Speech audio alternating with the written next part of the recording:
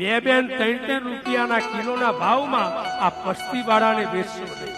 આપણે જોઈએ છીએ ભંગાર વાળાના ઘેર 2-3 કિલોના ભાવની અંદર આપણી રામાયણ હોય, આપણું મહાભારત હોય, આપણો ગીતાજી હોય.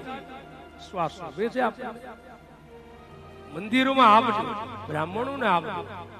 હિસાબ ક્યારે 2-4 રૂપિયાના કિલોના ભાવમાં રામાયણને ન વેચશો. આપણને નથી શું?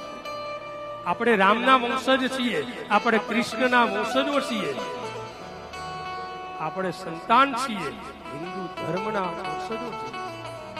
આપણાથી આ શોભે નહીં.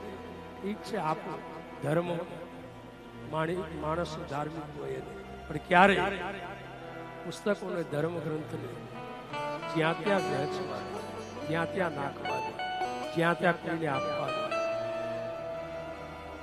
તમે જો કોઈ પણ ભંગાર વાળો હોય ને એના ત્યાં તમે જોશો ને તો રામાયણ કે ગીતાજી તો ખાસ 8-10 એમનામ પડ્યા.